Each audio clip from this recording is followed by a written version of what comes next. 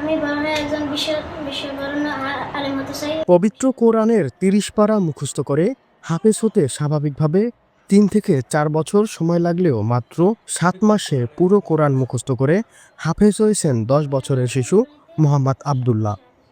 বিষয়টি এলাকায় ছড়িয়ে পড়ার পর ব্যাপক প্রশংসায় ভাসছেন শিশু আবদুল্লাহ। হাফেজ মোহাম্মদ আবদুল্লাহ বরিশালের উজিরপুর উপজেলার মার্কাজুল কুরআন ইন্টারন্যাশনাল হিফজ মাদ্রাসার ছাত্র।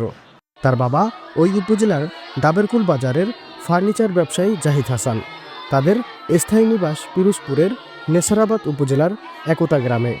মাদ্রাসার পরিচালক হাফেজ কারি আবদুল্লাহ জানিয়েছেন, ২০২৪ সালের ৩১ জুলাই মাদ্রাসাটি চালু করা হয়। মাদ্রাসার প্রথম ছাত্র আবদুল্লাহ ভর্তির পর থেকে পড়ার প্রতি বেশ মনোযোগী ছিল। ভর্তির পর ৭ মাস যেতে না যেতেই আল্লাহর অশেষ রহমতে মোহাম্মদ আবদুল্লাহ পুরো কোরআন মুখস্থ করেছেন। তিনি আরও জানিয়েছেন, গত ১১ই মার্চ মাদ্রাসার পক্ষ থেকে মেধাবী এই শিক্ষার্থীকে সংবর্ধনা দেওয়া হয়েছে।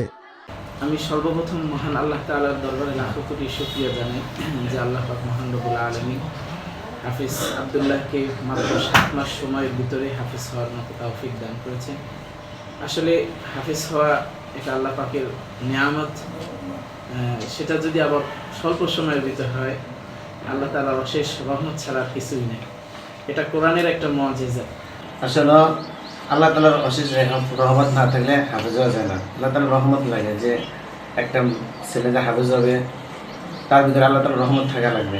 যদি রহমত না থাকে সে হাফেজ হতে পারবে না, কারণ ওস্তাদের শ্রেষ্ঠ ছিল এবং তার ভিতরে ওই শ্রেষ্ঠতা ছিল, এই কারণে সে হাফেজ হতে পারছে।